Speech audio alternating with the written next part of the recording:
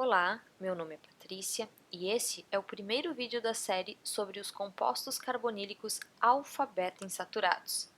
Nesse vídeo, falaremos sobre os detalhes estruturais e o mecanismo pelo qual esses compostos reagem.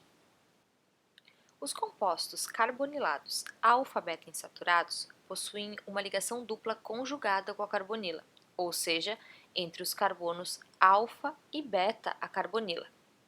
Esse tipo de composto pode ser obtido por uma série de reações, como adição aldólica seguida de desidratação, reação de Novenagel, reação de Mannish seguido de reação SN2 com uma amina e eliminação E1CB em meio básico, reação de Wittig utilizando uma elida contendo o grupo carbonílico, dentre outras.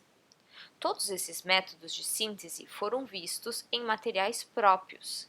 Em caso de dúvidas, eles podem ser consultados.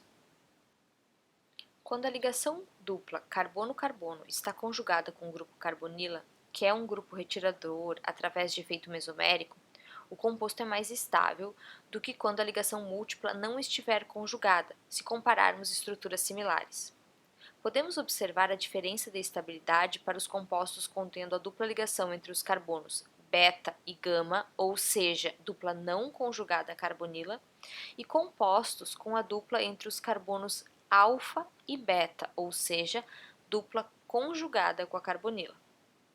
Quanto maior o poder retirador da carbonila, ou seja, quanto mais eletrofílica for a carbonila, maior é a diferença de estabilidade entre um composto com a dupla conjugada e outro similar, porém sem essa conjugação. Podemos observar que o primeiro exemplo possui um grupo aldeído nas estruturas. A diferença de estabilidade entre os compostos é maior do que quando a carbonila é de éster. Sobre a reatividade de compostos carbonilados alfa-beta insaturados. Eles são eletrofílicos em duas posições, na própria carbonila, como já foi visto em outros assuntos relacionados, e na posição beta. Essa eletrofilicidade na posição beta pode ser observada pela segunda estrutura de ressonância desenhada. Reparem a carga positiva na posição beta causada pela movimentação dos elétrons π. Sendo assim, um nucleófilo pode atacar a posição beta, também chamada de posição 4, levando primeiramente à formação de um enolato. Essa reação é chamada adição 1,4, adição conjugada ou adição de Michael. É conhecida como reação de Michael em homenagem ao seu descobridor, Arthur Michael, que a descobriu em 1887. O composto alfa-beta insaturado é também chamado aceptor de Michael e é o eletrófilo da reação. A numeração 1, 4 não diz respeito à numeração da nomenclatura. Ela é usada só para localizar os sítios eletrofílicos, sendo 4 o número do carbono beta e 1 o número do oxigênio da carbonila, conforme mostrado na estrutura na tela agora. Como existe mais de um centro eletrofílico na molécula, o nucleófilo pode atacar na carbonila ou na posição beta. Onde ele atacará depende, dentre outros fatores, da natureza do próprio nucleófilo.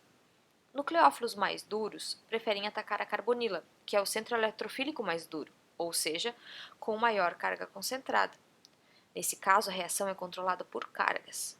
Enquanto que nucleófilos mais moles preferem atacar na posição beta, que é o centro eletrofílico mais mole, com menor carga concentrada.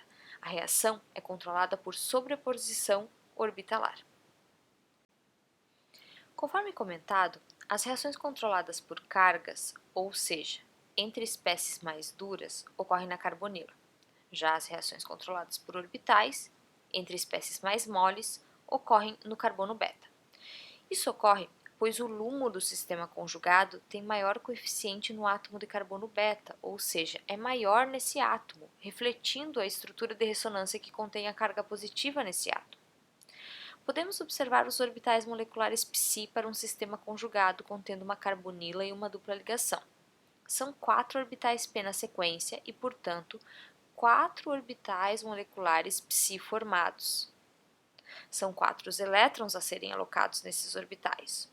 Os 2 elétrons da carbonila e os 2 da ligação dupla carbono-carbono. esses elétrons ficam nos dois orbitais de mais baixa energia, o orbital molecular Psi1, sem nós, por possuir só sobreposição em fase, e o orbital molecular Psi2, com um nó. O LUMO possui dois nós e é o orbital molecular Psi3, maior no carbono beta. E por fim, o orbital de maior energia com 3 nós é o orbital molecular Psi4, também vazio. Olhemos com maior atenção para o LUMO. Reparem a maior contribuição sobre o carbono beta. Isso explica o ataque nesse átomo nos casos em que as reações são controladas por sobreposição orbitalar. O produto formado a partir do ataque à carbonila é o produto sob controle cinético, ou seja, formado mais rapidamente, através de um estado de transição de menor energia, mas menos estável do que o outro produto. O produto formado a partir do ataque na posição beta é o produto formado sob controle termodinâmico, ou seja, formado mais lentamente, através de um estado de transição de maior energia, porém mais estável do que o produto anterior.